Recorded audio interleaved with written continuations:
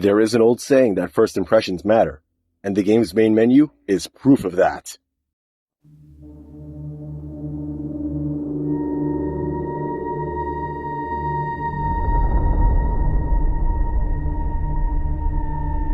Words cannot describe the amount of dread I felt when I first saw this. This menu, in comparison to all the other ones we've discussed so far, is vastly different.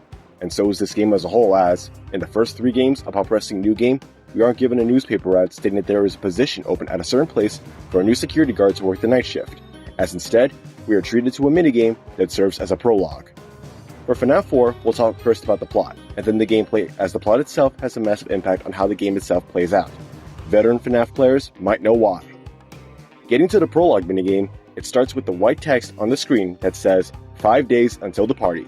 And here, we are greeted to a Fredbear plushie. He's here, he's there, he's everywhere. Who you gonna call? Psychic friend Fredbear. Such a catchy and simple tune. Love it. Anyways, the Fredbear plush says, what did he do this time? He locked you in your room again. Don't be scared, I am here with you. And with that, we take control of our main protagonist in the game, the crying child. Fans have speculated that this child's name is Evan, but that's not confirmed, so we'll stick with crying child. Here, we can walk around this kid's room. If we go up to his plushies in the FNAF 1 crew, he will say, these are my friends. Interestingly enough, the child's Foxy plush is missing its head. Also, Fredbear's eyes follow you as you move. If you go up to the door, knocking will be played until the child collapses on the floor in a puddle of his own tears. The Fredbear plush will then say, tomorrow is another day. Take a shot every time that line is said as we continue. Upon beating night 1, it is now 4 days until the party. In this minigame, it has the crying child in his room again, except this time, we can leave and explore the rest of the house. While in this room, however, the Fredbear plush will say, you know he is hiding again. Also, the Fredbear plush seems to follow you around, popping up at different places, like on top of the grandfather clock in the hallway. If you go to the right, you'll enter what looks like a little girl's room, and see with the pink blanket, a picture frame of a flower, which implies that the crying child has a sister. More on that later. Also, for some reason, Mangle lies taken apart in this room. If we go all the way to the left though, we arrive in the living room. Keep going left, and you get jump scared by the child's older brother wearing a Foxy mask. The Fredbear plush will then say, tomorrow is another day. Upon beating night 2, it is now 3 days until the party, and this minigame has us in Fredbear's family diner. The Fredbear plush, while not visible, will say, he left without you. He knows that you hate it here. You are right beside the exit. If you run, you can make it.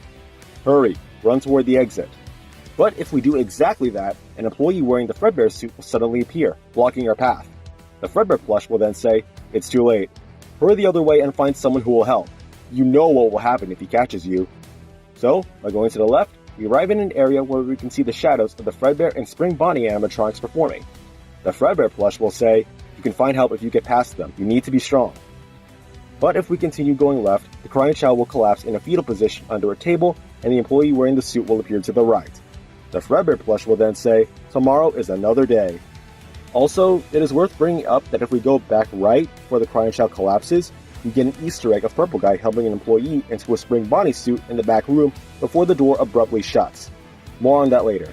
But this is confirmation that the Purple Guy was also an employee working for the business for some time. Upon beating night 3, it is now 2 days until the party, and we get, in my opinion, the most expansive minigame in this game. In this minigame, we're back to where we were back in the post-night 2 minigame. The Fredbear plush will say, he hates you. You have to get up.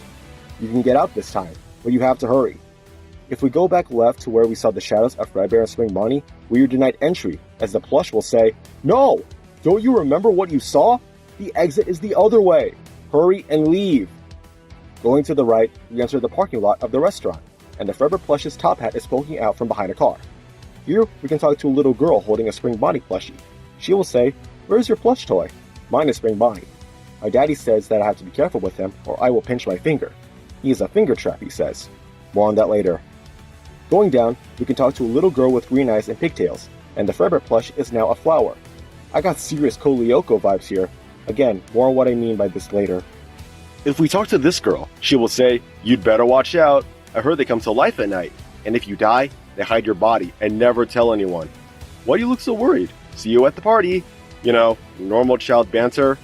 Continue to go down. We come across a boy sitting on the ground laughing hysterically. If we talk to him, he says, Hey, aren't you the kid that always hides under the table and cries? No one else is scared. Where are you? Stop being such a baby. Also, Fredbear is in the sewer. Hit anyone? If you go left, go up, you enter a playground where there is a little girl playing with some Freddy's action figures.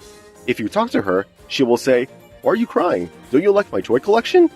Also worth bringing up here that during a GT livestream where MatPat and other FNAF YouTubers were discussing a probable theory to make sense of the first 4 FNAF games, Scott had updated the FNAF World website with a text box that says, "In the FNAF 4 minigame, why would the tiny toy Chica be missing her beak?" This would lead to an infamous, yet at that time, probable theory that rattled the fanbase, Dream Theory. More on that when we're done with discussing the plot and gameplay, because to fully understand it, we need to discuss everything in this game first. Getting back to the minigame, keep going left, and we can talk to a little boy holding a balloon. He will say, "Aren't you going to the party? Everyone is going to the party." "Oh wait, you have to go. It's your birthday." Shut the f*** up! Also, this child looks like Balloon Boy. Same color scheme, round physique and all. Keep going left, we go up with the Fredbear plush still following us, and we arrive back home in the living room. The plush will then say, "Be careful." You can end the minigame by going to the crying child's bedroom, and the older brother, still wearing the Foxy mask, will scare the child by popping out from under the bed. The Fredbear plush will then say, "Tomorrow is another day." But there is an Easter egg in this minigame, wherein if you go to the TV in the living room, it will turn on to a show called Fredbear and Friends 1983. Again, more on what this means later when we talk about the lore. Upon beating Night 4, it is now 1 day until the party. And this minigame, as well as all the other ones from here on out, are unplayable, and it's more so just a cutscene, where the crying child is locked inside the parts and service room at Fredbear's. The crying child will be begging for his brother to let him out, saying, "Please let me out, please!" He then collapses into a fetal position, saying, "Please let me out." The screen will abruptly fade to black. I don't know about you guys, but I got Dragon Ball Z Kid Gohan vibes here. Upon beating Night 5, it is now 0 days until the party. Just like the post-Night 4 minigame, this is a cutscene and not playable. Here we see the crying child surrounded by his brother and his friends, all of which donning character masks of the other animatronics. The child wearing the Bonnie mask will say, "Wow, your brother is kind of a baby, isn't he?" The older brother will respond with, "It's hilarious. Why don't we help him get a closer look? He will love it." The crying child will tearfully beg, "No, please!" But the older brother ignores him and says, "Come on guys, let's give this little man a lift. He wants to get up close and personal." The older brother and his friends then proceed to pick up and escort him all the way to the stage, where Fredbear and Spring Bonnie are performing. The crying child will flail and beg, "No, I don't want to go!" But the older brother still ignores him, as he says, "You heard the little man. He wants to get even closer." Once at the foot of the stage, the older brother says, "Hey guys, I think the little man said he wants to give Fredbear a big kiss. On 3, 1, 2, and they shove the crying child into the mouth of the Fredbear animatronic as they laugh at him. Now remember how in FNAF 3 we were introduced to the concept of springlock suits? More specifically, how sensitive they are to moisture? Okay, so what happens when you have a crying child crying rivers of tears into a springlock suit while the springlocks were forced back while the child was shoved inside of it?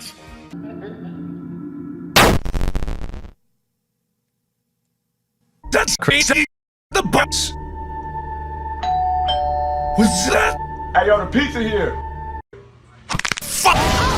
The springlocks fail, causing the mouth of the Fredbear animatronic to clamp shut, crushing the crying child's head.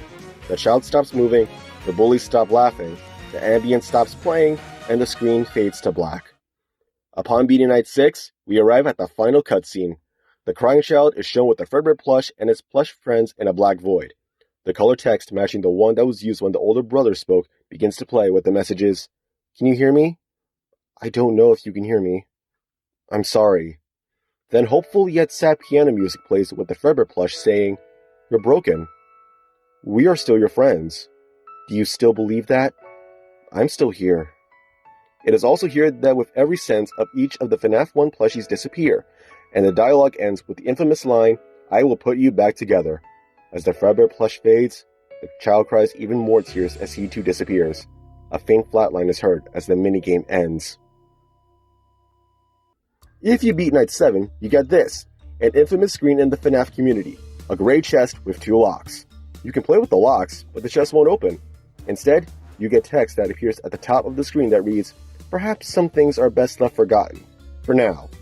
We still don't know what this means, but it is worth mentioning that Matt had theorized that this chest had contents in it that changed over time, and in Dawko's interview with Scott confirmed that Matt was right about this theory. Me and Matt have sometimes had an antagonistic relationship back and forth. I inconvenience him with my games, and sometimes he inconveniences me with his theories. But it's all in good fun. But I'll tell you, he did a video on that box, and he kind of said that he thinks the contents of the box changed over the years. And I bet nobody gave that a whole lot of thought, but I saw that and I was like, he's absolutely right. He's absolutely right. The contents of that box have changed over the years. Now that the plot has been explained, let's talk about the gameplay. Okay, so the first night is never usually that bad in any of the games, so I'll play through. This game completely shook up the formula on how FNAF will play out from this point on. The first kicker is the setting.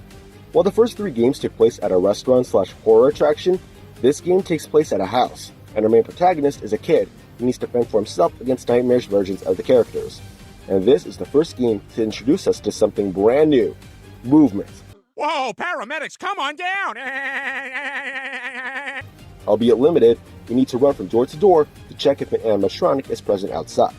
FNAF 4 makes audio the most important mechanic, since we don't have a camera system, and the doors themselves aren't like the ones in FNAF 1, as their default state is open. The game also introduces the concept of being able to turn around to view behind us to check the bed. Have you ever been scared of the monster in the closet or a monster under the bed as a kid? Well, this game will make sure you relive those memories in a terrifying way. While the animatronic designs are exaggerated and cartoonishly scary, it's how very little you see of them that makes them terrifying. Bonnie and Chica share the same mechanics as FNAF 1, with Bonnie taking the left side and Chica taking the right. If you shine your flashlight and they're at the door, it's game over.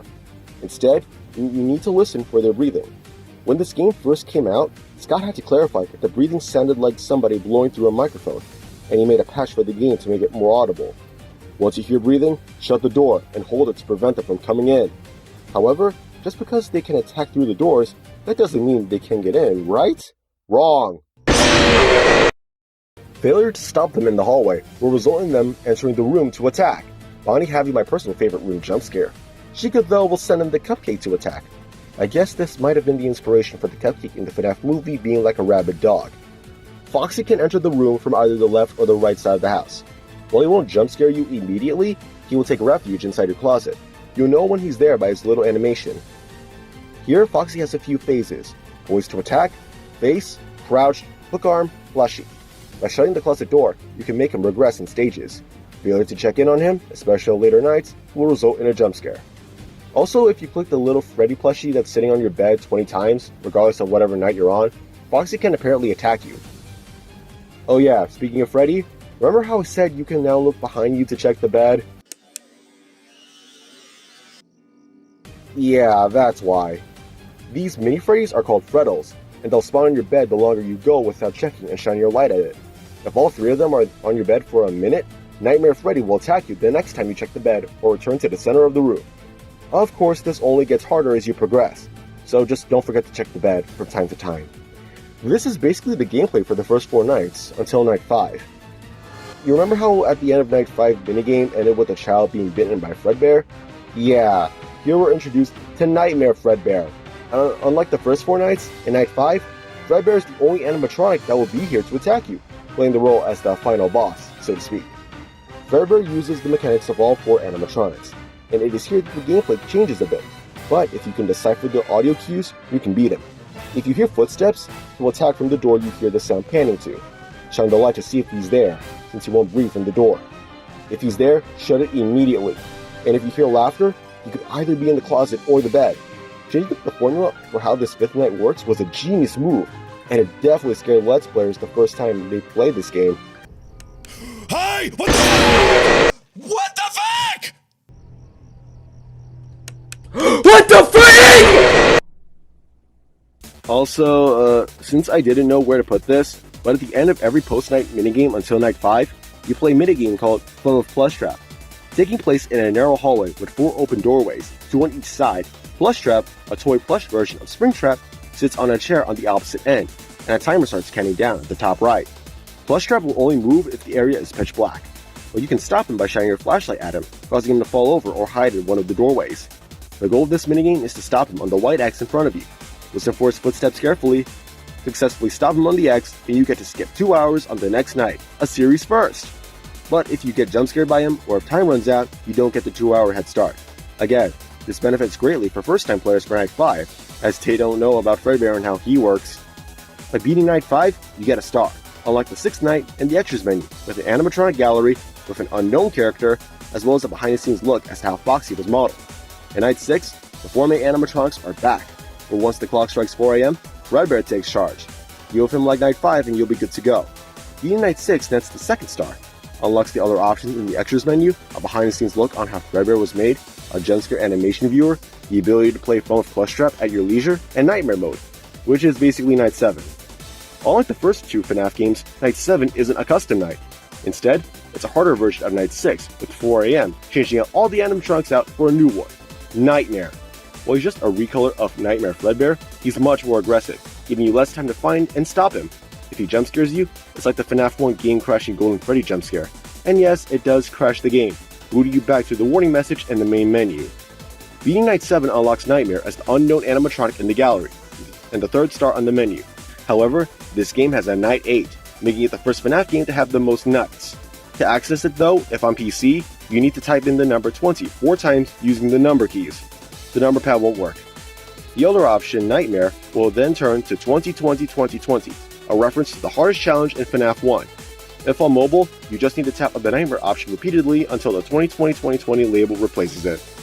In Night 8, it's a harder version of Night 7, with Nightmare appearing again at 4 AM. Except this time, he has an even smaller window to find and stop him from attacking.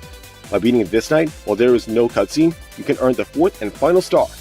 But it is worth mentioning that accessing this night is no longer possible once you beat it. But with that, that's basically the base game. But now, let's talk about the Halloween DLC. While there's nothing different about the gameplay and story, here we have new characters and new modes. First we have recolors of Nightmare Bonnie and Chica, Jacko Bonnie and Jacko Chica, who has a Jack-o'-lantern in place of the cupcake. Next we have replacements. In place of Nightmare Foxy is Nightmare Mangle, Plushtrap has been replaced with Nightmare Balloon Boy, and Nightmare has been replaced with Nightmare Yawn, a nightmare version of the puppet. Now let's talk about the real updates to the game in the extras menu. A cheats and challenges menu. Upon beating Night 7 in either the base game or Halloween DLC, you will unlock this menu. Here there are 3 cheats. A house map that shows where each animatronic is, fast nights, which speeds up how long every night is, and a danger indicator, which lets you know if an animatronic is right outside your door. But the challenges, they are unlocked upon beating Night 8. Blind mode basically relies on the core mechanic of FNAF 4. Sound. Listen to audio cues to guarantee your survival. Mad Freddy increases Freddy's aggressiveness. Insta Foxy has Foxy/Mangle be in the closet the moment the night starts. And on Nightmare, has Nightmare/Nightmare Young be active the entire night. Essentially, it's an aggressive version of Night 5. Now for Phone with Balloon Boy. It's basically Phone with Plushtrap, except much more difficult, thanks to him being slightly faster than him. And unlike Plushtrap, who is mute, BB will say hello or hi, or laugh with a deep demonic tone. If you beat him, you get the 2-hour head start on normal nights. But if you beat him in the extras menu, he grants you a 1-hour head start for challenge nights. By beating Night 7 or Nightmare mode with these challenges active, you can earn additional stars on the main menu, earning a total of 10 stars, the most in any FNAF game period. And with that, that's basically FNAF 4. And now, we can talk about the most controversial theory in the community at the time. Dream Theory. In MatPat's video, he stated that all 4 games up until now were simply dreams that the crying child was having after being bitten by Fredbear, and he had a lot of evidence to back this up. In FNAF 4, sometimes, if you look at the bed, you will notice items that are normally found next to a patient's bed in a hospital. Flowers, a pill bottle, and an IV bag, hinting at the tragedy of the crying child. The message of the tiny toy Chica missing her beak lines up with both the child we see with the action figures and toy Chica herself in FNAF 2, ditching her beak when going after the player. Plus the new FNAF 2 animatronics called Toy Animatronics, complete with them having plastic exteriors like action figures. The little boy that I said that resembled Balloon Boy in the post-Night 3 minigame served as a reference to Balloon Boy's existence. Another text box that was on the GT livestream saying, "What is seen in shadows is easily misunderstood in the mind of a child," is a reference to Purple Guy. Remember what I said about the Easter egg of Purple Guy helping an employee wear a costume and the crying child seeing it? That little girl with a finger trap toy of Spring Bonnie serving as the inspiration for Plushtrap? But the big kicker that shocked me at the time was what MatPat said next. What sound played when you beat a knight in any of the last 3 games?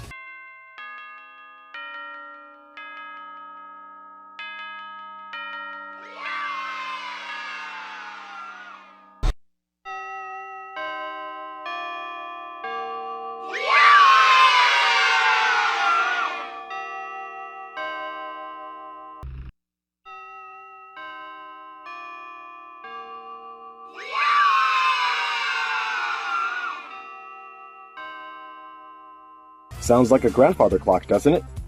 But what exactly plays when you beat a knight in this game, FNAF 4?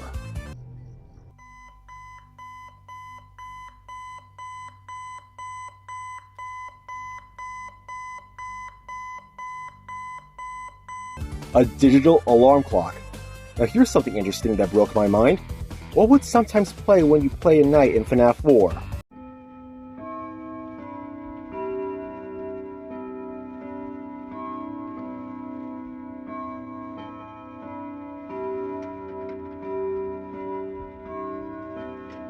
A grandfather clock. A clock that we can find in both the left hallway in the game and the post-night 1 minigame. While we know now that this theory no longer holds up, at the time, this was insane! But with that, that's everything regarding FNAF 4. Which means we can move on to